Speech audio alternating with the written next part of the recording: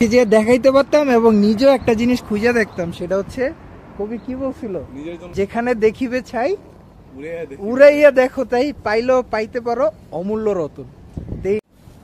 আসসালামু আলাইকুম, কেমন আছেন সবাই? জাপানে টিভি, ফ্রিজ, ব্যাগ এবং মাইক্রোওয়েভ ফ্রি পাওয়া যায়। মানে আপনাকে রিকোয়েস্ট করবো, ভাই আমার ফ্রিজটা একটু নিয়ে যান, ভাই আমার বাসায় 10টা ব্যাগ আছে, কষ্ট করে নিয়ে যান। তো এই যে বললাম টিভি, ফ্রিজ, ব্যাগ এগুলা নিয়ে যাওয়ার কথা, আপনাদের তো বিশ্বাস হচ্ছে না তাই না, যে এই লোক বোধহয় বাজে বকতেছে, বা আসলে কি বিষয়টা এরকম? হ্যাঁ, আসলে বিষয়টা এরকম। জাপানের টিভি, ফ্রিজ, মাইক্রোওয়েভ, তারপর বাসাবাড়ি যে খাট থাকে, সিঙ্গেল খাট, এগুলো সব ফ্রিতে পাওয়া যায় এবং ভালো ভালো ফার্নিচার ফ্রিতে পাওয়া যায়। আপনি যদি নিতে চান অভাব নাই।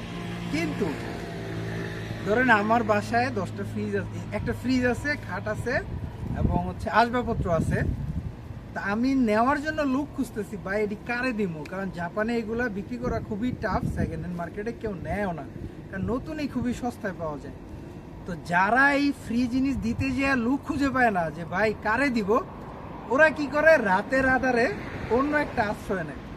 তো সেই কি আশ্রয় নেয় সেই জিনিসটা আমি আজকে আপনাদের দেখাবো। তো ভিডিওটা কন্টিনিউ করেন, যে দেখেন জাপানে কি দামি দামি জিনিস, বা কি এই যে টিভি, ফ্রিজের কথা বললাম, এগুলো ফ্রিতে দেয় কিন্তু মানুষ নেয় না। তো যখন মানুষ নেয় না, তখন যে এইগুলা ফ্রিতে দিতে চায় সে কি করে রাতের আধারে, সেটা আপনাদেরকে আমি আজকে একটু দেখাই। এই জিনিসটা আপনাদের দেখাই। দেখুন আমার সাথে, যে আমি হঠাৎ করে একটা পার্কে যাচ্ছিলাম আজকে ঘুরতে, যাওয়ার পথেই এই জিনিসটা আমার চোখে পড়লো। তো ফার্স্টে খুবই অবাক হয়েছিলাম যে জাপানিরা তো আসলে এটা করবে না। হ্যাঁ, তো এটা যেই করছে আমাদের মতোই কোনো গাইকোকুজিন, মানে বিদেশি নাগরিক হইতে পারে।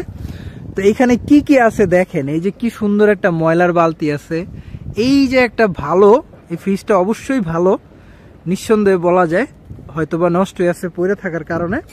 একটা ফ্রিজ আছে, তারপর একটা সাউন্ড বক্সও আছে অনেক বড় আকারে, এই যে দেখেন একটা বক্স আছে। হ্যাঁ, তারপর আরো কি কি আছে আমি দেখাই। এই যে দেখেন লাক্সারিয়াস কিছু লাগেজ আছে, একটা দুইটা না, এখানে লাগেজ আছে 1টা 2টা 3টা 4টা, টোটাল কয়টা লাগেজ আছে ভাই এখানে? 4টা। আচ্ছা, তো এই যে লাগেজ আছে, তারপর ওই যে একটা দেখেন, হ্যাঁ এটাও ছোট, একটা রাইস কুকারের মতো আছে। তো একটা সংসারে আপনার যা কিছু প্রয়োজন, একটা সংসার করার জন্য, একটা সিঙ্গেল ফ্যামিলি করার জন্য যা কিছু প্রয়োজন সবকিছু আছে। এই যে দেখেন একটা খাটও আছিল, যে খাটটারে ভাঙ্গা এখানে ফালাইয়া গেছে। তো ফ্রিতে পাওয়া যায়, যেটা বললাম যে ফ্রিতে এই জিনিসগুলা পাওয়া যায়, কিন্তু নেওয়ার মতো লোক ছিল না বিদায় ওই লোকটা কি করবে, যে এটা ফালাইছে সে অসহায় হইয়া এই জিনিসগুলা এই জায়গায় ফালাইয়া গেছে। তো জাপানিরা আপনার এই কাজটা করবে না আমার বিশ্বাস, কিন্তু যেই করছে এই জায়গাটারে এমন ভাবে নোংরা করছে যে আসলে আমি দেখে শুরুতে অবাক হয়েছিলাম, কারণ জাপানে আইসা আমি এই প্রথম একসাথে এতগুলা ময়লা দেখছি। নাকি আলমগীর ভাই, আপনার মতামত কি? ঠিক, আমিও আমি আসছি প্রায় 1 মাস, আমি ফার্স্ট এরকম দেখলাম ময়লা, ঠিক না? পড়ে আছে। তো এগুলা যে ময়লা, আসলে ময়লাও বলা চলে না, হ্যাঁ এগুলা সবই কোয়ালিটিফুল জিনিসপত্র এখানে ফালায় রাখছে।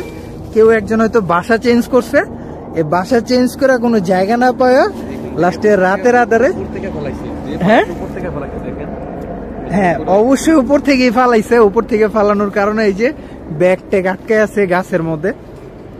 তো এই জায়গাটারে পুরো নাজেহাল করে গিয়ে, মানে যেই ফালাইছে নাজেহাল করে গেছে। তো কাজটা রাতের আধারেই করছে, কারণ দিনের আধারে করলে সেক্ষেত্রে কি করতো, পুলিশ মামা আইসা কোর্ট। তো আপনারা যারাই ভাই জাপানে আইবেন, আল্লাহর হস্তে মানুষ খুঁজে এই জিনিসগুলা দিয়ে দেওয়ার চেষ্টা করবেন। হ্যাঁ, তাও এই গাইকোকুজিনের নাম বদনাম করেন না, কারণ জাপানিরাও যেই যে এইখানে যতক্ষণ ধরে আসি, যে কটা জাপানিজ গেছে সবাই এগুলোর দিকে তাকাইতেছে। আমি আসার পরে আমারও চোখে পড়লো যে আসলে ব্যাপারটা কি, এত নোংরা ময়লা এখানে। কিন্তু পরে বুঝলাম যে এটা পুরো একটা বাসার যত সুন্দর ফার্নিচার এবং আসবাবপত্র আছে, এই জিনিসগুলা কোনো এক ভদ্র মহোদয় এখানে ফালাই গেছে। তো যদিও এখানে নামার স্কোপ নাই, নামার স্কোপ থাকলে নিচে যেয়ে দেখাইতে পারতাম এবং নিজেও একটা জিনিস খুঁজে দেখতাম, সেটা কবি কি বলছিল, নিজের জন্য কিছু পাই কিনা। না, নিজের জন্য কিছু পাই কিনা এটা একটা, আরেকটা যেখানে দেখিবে ছাই উড়াইয়া দেখো তাই, পাইলেও পাইতে পারো অমূল্য রতন।